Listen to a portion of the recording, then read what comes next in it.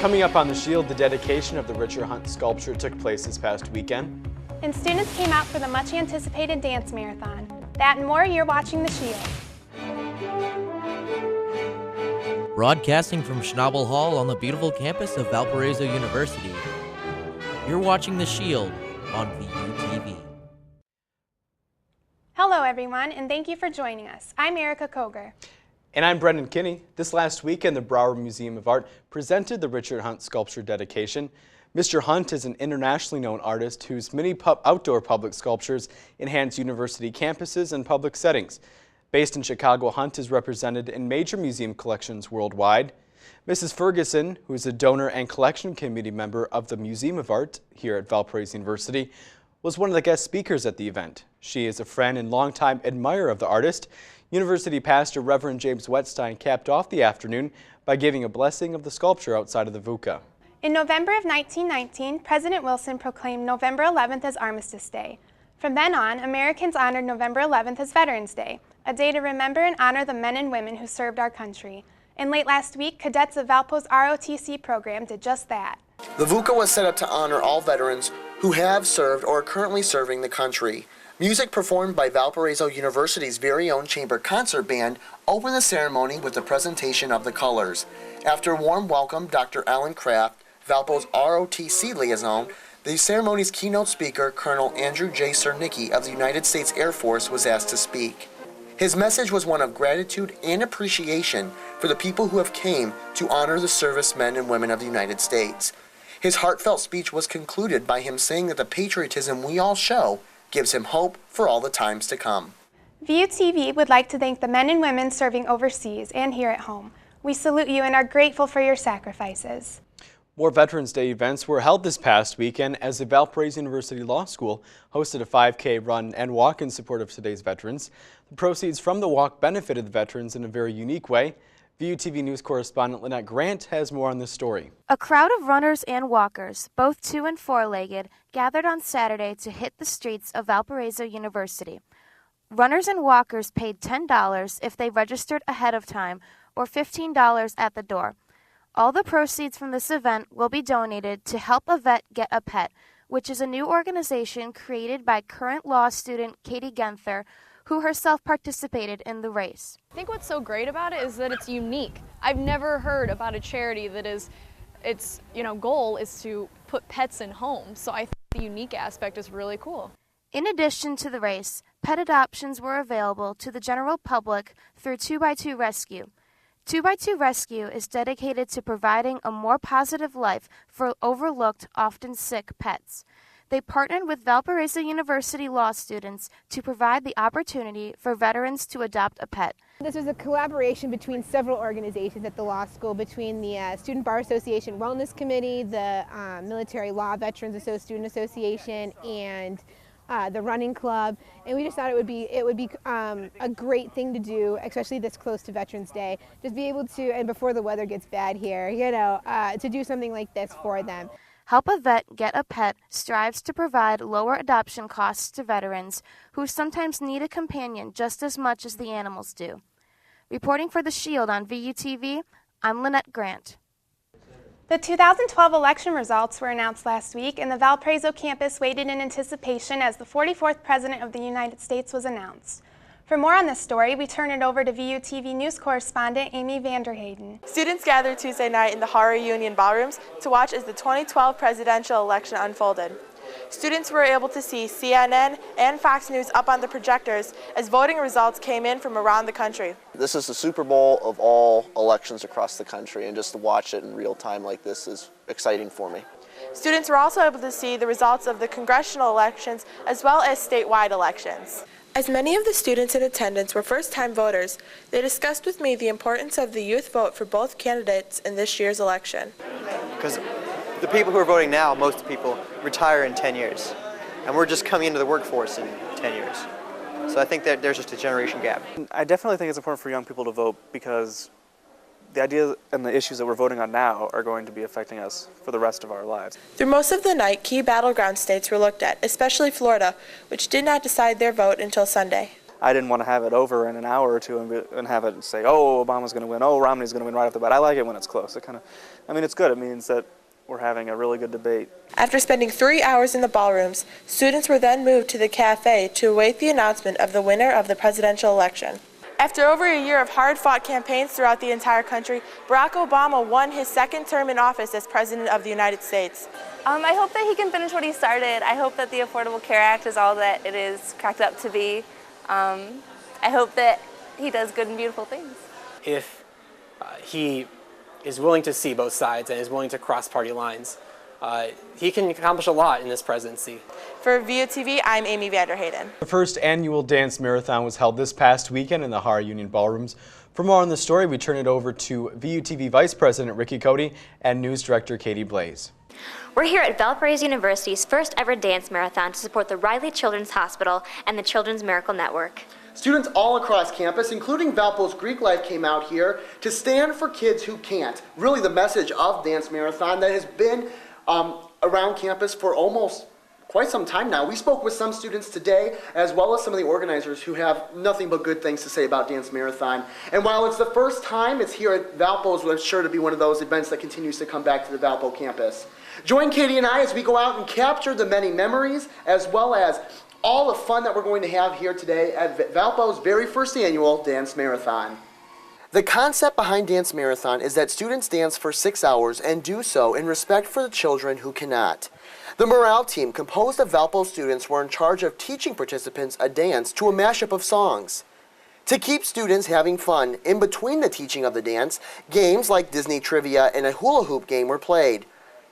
While the event was filled with fun and games, the stories we heard from the children and the parents of these children, who were Riley kids at one time, was simply remarkable. The stories we heard were stories of remarkable recovery. Little Olivia Pierce is battling a very rare type of cancer and has been a Riley's kid since 3 months old. As you can see, even this terrible illness is not dampening her spirits. I spoke with her as well as her mother. And why are you here today? Because I wanted to come celebrate and fight for the kids who can't really walk and do their legs. So we came here to dance for the kids. Okay, thank you, sweetie. What is your role today at the Dance Marathon? Today I am one of the families representing Riley Hospital for Children in Indianapolis. My daughter is 6-year-old Olivia.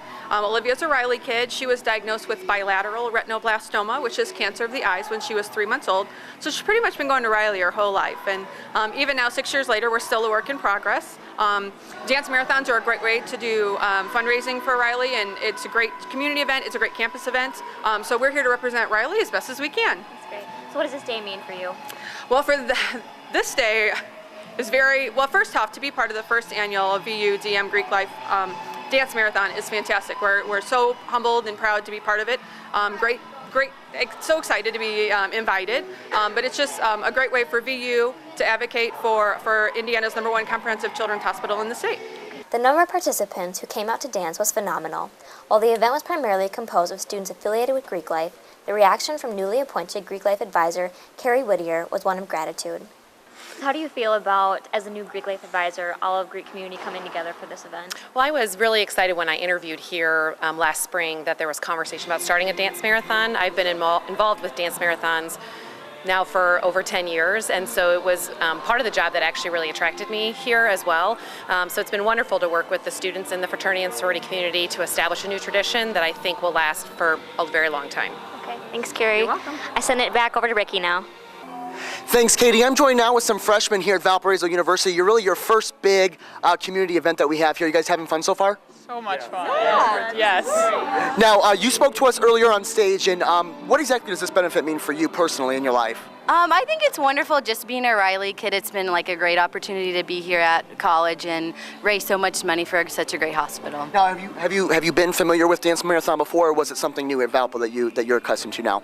Yes, I did it in high school. I ran it last year, and we did it all 4 years, so it was a lot of fun. That's awesome. And for you guys having a good time dancing? Yeah, it's been a great time. Now, in terms of your guys' expectations, is this kind of what you guys thought? Well, first off, by a show of hands, who's done, besides yourself, who's done a dance marathon before? No. Nobody. So in terms of expectations, Jody, what are you thinking? What are you liking about it?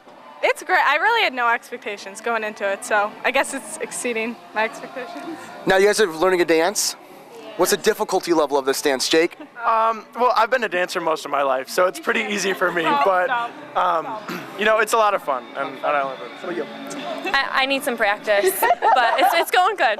What was just as touching was hearing the stories of students on our campus who were touched by the amount of participants who showed up, for they had a very emotional and personal connection to the Riley's Children's Hospital. I'm in the Campanile room right outside the ballrooms, and the Dance Marathon has been using this room as a way to show your support.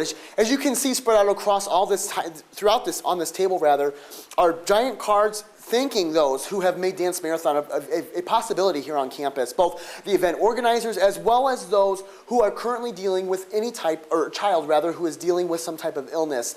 The great thing about Riley's Children's Hospital, and more so this event in particular, is all the funds that are raised are going to benefit Riley's Children's Hospital. Now, we spoke with Katie Damon earlier, who talked about the tools that Dance Marathon used to get this message or to get this event across to students across campus. But if you take a look just over here to my right, you can see that there's a lot of different things set up to allow students to keep up with their social media. Now, event organizers did ask students not to bring their phones within the ballrooms, but here they have set up computers, both here and again over here in this corner of the room as well, for students to be able to log in onto their Facebooks and update using the hashtag for the kids. FTK is what they're using, and it's a national recognized hashtag that is allowing students to continue to get the message across of Dance Marathon and recognizing the illnesses that are growing in children across the country and really across the world as well. I know VUTV has been on their Facebook as well as other of the media organizations, including our partners at The Torch and WVUR. Consistently updating their accounts, letting you know what's going on here at Dance Marathon, as well as what you can do to get involved. Now, later on today, or at the end of the Shield, we will have a complete a look at different ways that you can be able to donate as well. Now, one of the interesting things too that the event organizers set up is you can actually use your phone and still donate as well. All you have to do is just text FTK. I believe the number was 220224, and you automatically get billed to your subscriber $5 to allow you to donate to Riley's Children's Hospital. The organizers here are so incredibly grateful for the amount of money that they've already raised. We're going to discuss and save that to the end of the show for exactly how much we raised here for Valpo's very first ever Dance Marathon. Still more to come here as we captivating and remembering the very first Dance Marathon here on Valpo's campus. We spoke with students who shared their reactions with us. And I'm joined now with Katie Damon, who is the student director here of Dance Marathon. And Katie, you have put a lot of time into here. I mean, this is a big event with expectations that I assume have really exceeded what you anticipated with this being the very first Dance Marathon here at Valpo. But what kind of time commitment for yourself, also being a full-time student, did you have to do to put into this? I was very busy. I came into my term as the Panhellenic president in the spring, it was January 2012. So from there I set goals to come up with a Greek life-wide philanthropy, and I thought what better to do than a Dance Marathon because of how great the event is and how popular it is around the country.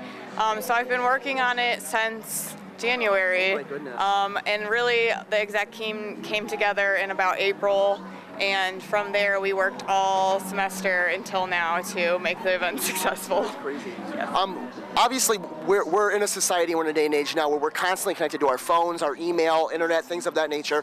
Did you guys use those as a type of tool to be able to get the message out for Dance Marathon here in Valpo? We did. We have a Facebook page, Valparaiso University Dance Marathon, as well as a Twitter, which is @ValpoDM. And the universal Dance Marathon hashtag is hashtag FTK, which stands for the kids. And you'll see dance marathons all across the country using that hashtag. And we're using it today, so hopefully it will start trending soon. And I know that there are other universities also holding their dance marathons today. How are your expectations? I know we're only really halfway in at this point today, with it only being, 2 or 3 o'clock in the afternoon.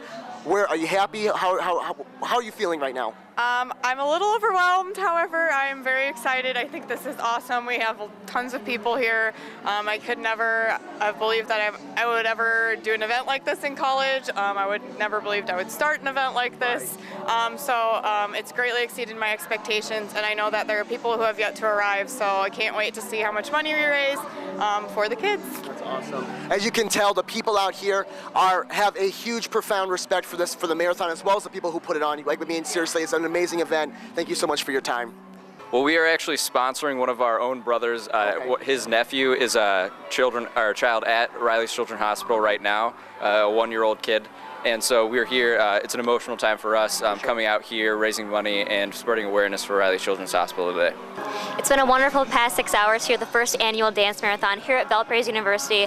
And Ricky, I don't know about you, but this event has just meant so much to me. Not only hearing the children's experiences here, but just seeing everybody, all of Greek Life and other organizations come together for this really great event. Katie, I think that's a really big, and one of the biggest things that I saw too is, you think that with the amount of students that are here on campus, that everybody came together for this great cause.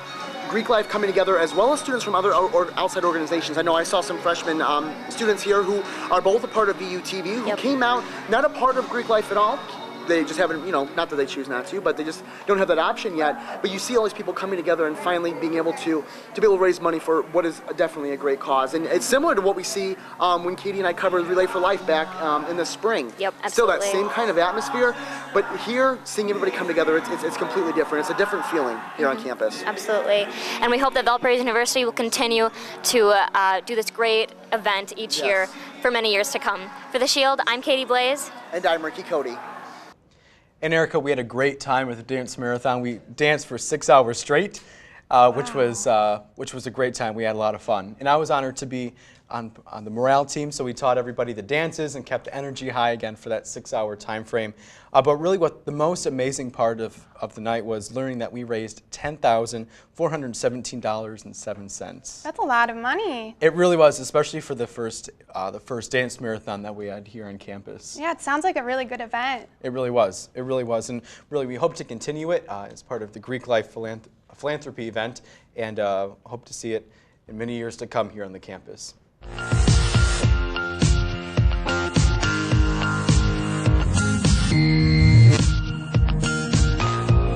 Cold air blasted into the region for Monday and Tuesday, but we moderated back up near 50 degrees. We'll stick right around there for quite some time. I'll have my full forecast coming up after the break. Stay tuned. You're watching The Shield here on VUTV.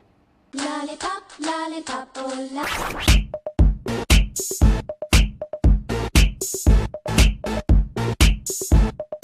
We say what we want, Thursday nights at 7 p.m., only on VUTV. Welcome back to The Shield. As you may have noticed, we had that 30-degree temperature drop a few days ago, and we'll bring in Chief Meteorologist Matt Schaefer, who can maybe talk a little bit more about that. But first of all, so you have the November going on, and hunting season's coming up too, right? Yeah, hunting season's right around the corner for me up in Wisconsin. I'm excited for that. That's my excuse for growing the beard.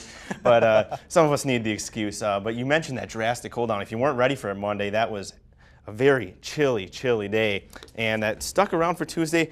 We were a little bit better today and still a little into that cold air. But as the consolation prize for the cold air, we at least had the sun, and it looks like that's going to be here to stay for the near future. But will still be seasonably chilly for the next couple of days at least.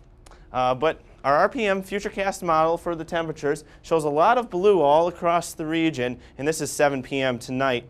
35 degrees for Valpo, Cincinnati, Davenport, and Minneapolis. So pretty consistent temperature spread across the region. As we cool down overnight, though, we'll be in low 30s, freezing temperatures from much across the board, from St. Louis to Valpo up to Green Bay, Minneapolis, and much further north and west. However, a little bit for Thursday afternoon. We're going to be warming up, a little bit warmer, 43 for your high, but off to our south and west, we see some greens creep back up onto the map. 51 in Omaha, 57 in Wichita. That warmer air is what's going to be coming back our way to at least try to make these temps a little bit more seasonable. However, unfortunately tonight, all the way down to 25 degrees. The winds will be out of the south-southeast at 5 to 10 miles per hour. Mostly clear skies. A very chilly night. For tomorrow, by 9 a.m., 41 degrees, mostly sunny, all the way up to 47 in the afternoon. So we're already starting to feel the slight warm-up come back into the area, down to 41 by 5 p.m. And overnight, back near the freezing point, but it looks like we'll stay just above that freezing point with mostly clear skies. And here's a look at your 5-day forecast, Valpo. 47 degrees on Thursday, mostly sunny skies, down to 34 at night. Very similar on Friday, a little bit warmer for the start of your Thanksgiving break, 50 degrees, 34 again. Saturday looks very similar, 51 degrees for your high. And for Friday, Saturday, if you're traveling back home for Thanksgiving break, you really can't ask for much better weather for that, and doesn't look like it'll be rain, clear skies, good driving weather. And for your Sunday, much of the same, 50 degrees for your high, mostly sunny skies continue, 36 for your low. Very similar story again on Monday, partly cloudy, 50 again, 39 for your low there. So it looks like we're going to slowly warm up back out of this really chilly air and get a little bit back to normal. Okay, I like to see all those sunshine graphics though. Yeah, a lot of sun, but a little deceptive. It's a lot of times going to be a little bit colder in there, but hey, the next 5 days, the outlook looks a lot better than my beard outlook. All right, Matt, well, thanks for that, and stay safe hunting, okay? Will do. All right, appreciate it, Matt. And stay tuned, we have more coming up right after the break.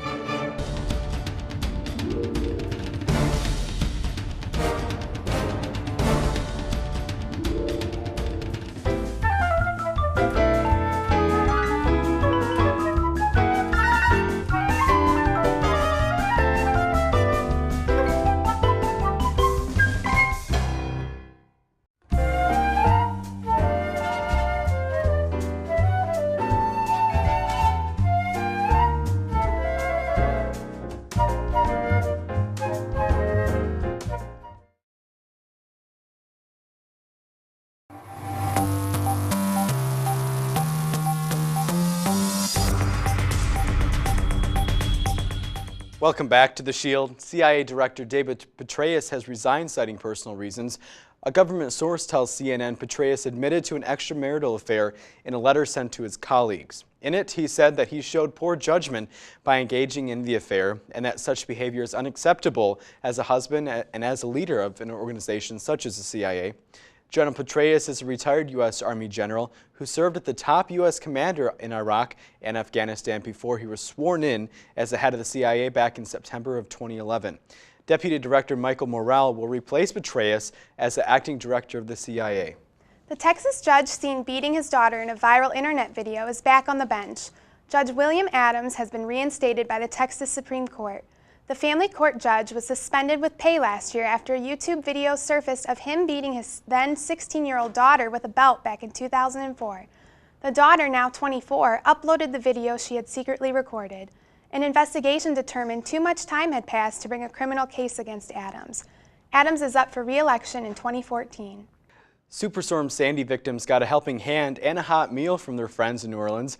A team from Zatarain's of New Orleans traveled up to Staten Island.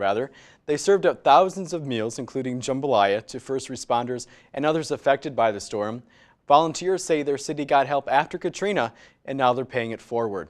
It's beginning to look a lot like Thanksgiving. This past weekend, the new balloons for the annual Macy's Thanksgiving Day Parade were inflated and flown outside for a test run. This will be the debut year for the Elf on the Shelf, Hello Kitty, and Papa Smurf. The balloons are in New Jersey right now, but will be in New York City in time for their big day. They are expected to be floating alongside old favorites, including Buzz Lightyear, Spider-Man, and Kermit the Frog for more than 2 miles on Thanksgiving morning. Alaska Airlines unveiled its newest aircraft. It's a 737-900ER. Officials say it's designed to carry more passengers more efficiently. It features bigger seats, larger overhead bins, and mood lighting. Alaska Airlines say the jet is bigger, flies further, and is the most fuel-efficient aircraft in its fleet. The first flight took off this past week from Seattle's SeaTac Airport down to San Diego. The airline is scheduled to take delivery on 38 more of the new 737s through 2017.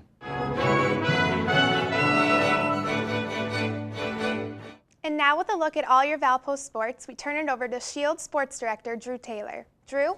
Thanks, Erica. It was senior day at Brown Field on Saturday, and your Crusader football team took to the gridiron against the Davidson Wildcats. The Brown and Gold looking to win their second straight contest. We pick things up late in the first quarter. Fullback Ryan Lair goes right up the gut for 38 yards before being taken down at the 1. The senior would be rewarded, however, as the very next play he finishes off the drive with this dash to pay dirt. They would tack on the extra point to tie things up at 7. Next Wildcat possession, the Crusaders force and recover a fumble on their own 40. Valpo would take advantage of the miscue. Jake Hudson, who ran for a career-high 248 yards last week, finds the end zone for 6. Shortly after that score came some inclement weather as lightning was spotted near Brown Field, leading to a 43-minute delay. The Wildcats would outscore the Crusaders 14-7 from there and the game was knotted up at 21 after 60 minutes of play. The Brown and Gold would get the first possession in OT and capitalize. Ben Kuramata was on the receiving end of the Hoffman fade into the back right corner.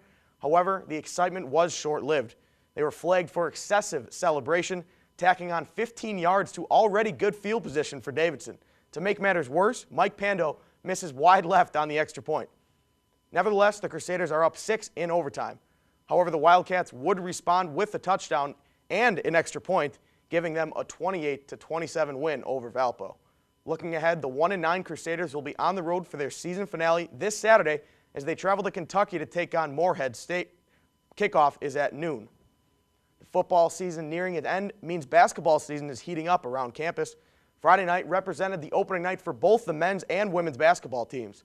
The first game of the doubleheader featured the women's team taking on the Indiana Hoosiers. With that being said, here is your official preview for Tracy Dorrell's 2012-2013 Valparaiso Crusaders. The 2011-2012 women's basketball team ended their season with a loss to Wisconsin Green Bay in the Horizon League tournament. Looking ahead, the team was optimistic about its future, having several key players returning for the 2012-2013 season. But just a few days after their last game, head coach Keith Freeman resigned after leading the Crusaders for 18 seasons. Valpo then turned to Tracy Dorrell, head coach at Ferris State University. Dorrell spent the last 14 seasons at Ferris State, leaving behind a record as the all-time winningest coach in program history. Immediately upon my accepting the position here, I drove straight to Valpo to meet the team. And that next 8 days, we still had individual skill workouts. So I made sure I continued to work with the team and the players so that I could see kind of what was available and what the players could bring to the program. One advantage Dorrell had was the opportunity to bring in one of her assistant coaches, Kurt Westendorf. Westendorf, a VU alum, spent the last 2 seasons at Ferris State and is very familiar with her coaching style. For me, this was kind of getting back because I'm a VU alum. So it was kind of nice for me. The transition really wasn't too difficult. A lot of the same people are here that I know. So for me, it's really been a smooth transition. A renewed excitement amongst the players about Dorrell's arrival had them looking forward to turning the page from their previous season. I'm just, trying to just give my best attitude and be there for my teammates so she can see that, I'm all in for our team, and I'm really excited to get back. I think what Troy said, our chemistry this year is a lot better. I think our seniors are doing a lot better job bringing us together. I remember our first practice. We were loud, we were supporting each other and cheering up, and it's so helpful. It's a great feeling when you do something good and they just cheer you up. The first test for the Brown and Gold was an exhibition game against Holy Cross College. The team won decisively with a 98-49 victory. Next up was their home opener against Big Ten opponent Indiana. The women's team posted a 64-52 victory, boosting their hopes for the season. It was a good warm-up. Got the jitters out. I was really nervous, but it was a good experience for us to know what we need to work on and what we did well. We are really expecting to be successful this year, so hopefully our fan base will grow. That's what we're planning on, kind of showing people this is what we got, trying to really just prove ourselves. We know that we have to be on our game every night. There's no games where you can just show up, walk out there and win. So we have to definitely be prepared for every game. In the coming weeks, the Crusader women's basketball team will have a tough schedule, playing on the road in Indianapolis against IUPUI and Butler before heading to face a top-rated Duke Blue Devil team. But Coach Dorrell is impressed from what she has witnessed so far. I'm really excited if you can't tell. It's one of those things that we needed the time so that we could start to implement, what we'd like to do with the system here, and the players have really bought into what we're bringing, and they're really excited about the style of play and the changes that we've been making. Horizon League play begins in January, and both the players and coaches look forward to a successful season. I feel like we are preparing for the Horizon League by playing against a very tough non-conference schedule. I'm excited. I have confidence in myself and my team, so I think we're going to come out and do very well. We really talked about being the underdog and how that's just more motivation for us to gain more support from our community and our school. Although the Crusaders are not projected as a contender in the Horizon League, with a new coach and healthy players, the 2012-2013 season should be exciting.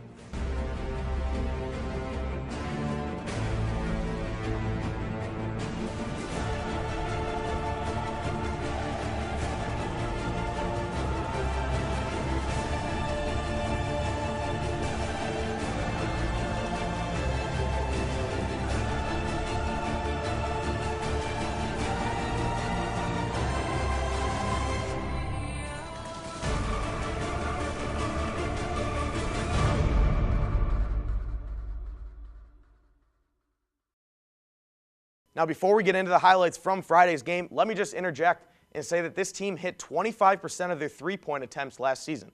All right, now to the first quarter. Wiedemann nails a three from the left wing, giving the Brown and Gold a 6-0 lead. Later, it's Laura Richards finding an open Tabitha Gerardo for 3 of her 11 points on the night. Not to be left out, Liz Horton spots up at the top of the key and hits nothing but net. Valpo would take a 31-29 lead into the locker room. The Crusaders' hopes of upsetting Indiana became more realistic. Late second half, Valpo up 10. Yeva Jansone puts the game out of reach with yet another 3-ball. The Brown and Gold would cruise to the finish line, beating the Hoosiers of Indiana by a score of 64-52. While still a few years from the all-time record, Tracy Doro does get her first career victory in as many tries. Her squad will turn their attention to Wednesday night as they host Purdue Calumet at 7:05. The last time the Crusader volleyball team didn't tally at least 20 wins in a season, you got to go back to 2001. Price of gas was just $1.75, and Bryce Drew was still playing in the NBA for the then Charlotte Hornets.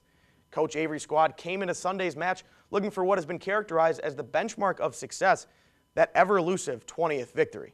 Here we go, set 1, score tied up at 9. Morgan Biles slams this one home to give Valpo a 1-point advantage. Later in the same set, Kelsey Victor gets into the action with one of her 11 kills. Crusaders would take the opening frame 25-17. The second set proved to be more of the same, getting off to a 6-2 lead on their way to taking set 2 by a score of 25-21. After the break, Mary Dent pounds this into the hardwood, 22-15 your score in the third frame.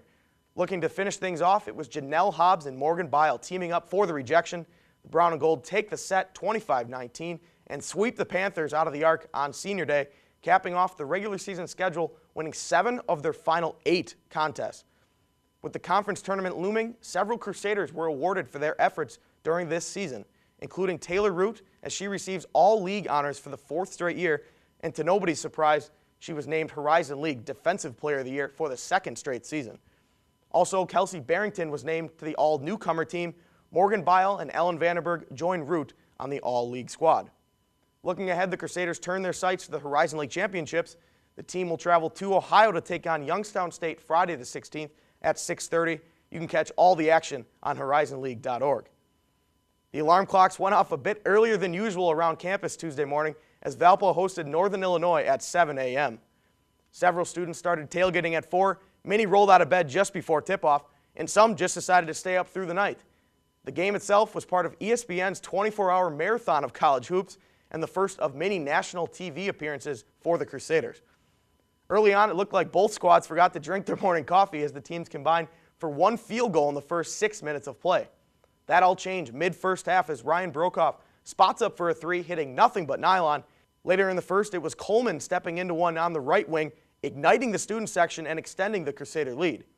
In the second half, check out the ball movement here as it leads to a corner 3-ball from Ben Boggs. I hope you're sensing a theme here as Matt Kenny hits yet another 3. Valpo went an astonishing 13 for 24 from beyond the arc, leading to their second win of the season. Final score, Valpo 69, Northern Illinois 46. Ryan Brokoff led the Crusader attack, racking up his 15th career double-double, 20 points and 13 boards in total. Kenny also added 16 points off the Valpo bench. Next up, the Brown and Gold will travel to Nebraska on Thursday to take on the Cornhuskers. Tip-off at 8 p.m. on the Big Ten Network. For more on this game, as well as the rest of Crusader sports, feel free to log on to valpoathletics.com. That's all for sports. Guys, back to you. Thanks, Drew. And now with our last check of the weather, Storm Shield meteorologist Matt Schaefer joins us in the studio. Hi, Matt. Hey, guys. And going to be getting away from that cold, chilly weather we saw the last 2 days and start to moderate back closer to at least bearable temperatures. 47 degrees for your high on Thursday, mostly sunny skies. That sun's going to continue, at least in some part, for the whole rest of the forecast period through Monday. For your Thanksgiving break start forecast, hopefully you're driving home Friday night, 50 degrees. If you're not, take the trip home Saturday. It won't be much worse than that. 51 for your high on Saturday, and Sunday and Monday the same high, 50 degrees. So very consistent in the forecast. Your lows will be in the mid to upper 30s throughout the whole forecast period. And again, that sun is going to be back in full presence. Looks like a great start to Thanksgiving break. And good traveling weather, like you said. That'll be great. So everybody's safe on their way home for Thanksgiving. Appreciate it, Matt. Yep. And that's going to do it for this edition of The Shield. I'm Brendan Kinney. And to get on-demand VUTV programming, log on to youtube.com/ValpoVUTV. For everyone here at VUTV, I'm Erica Koger. Thanks for watching.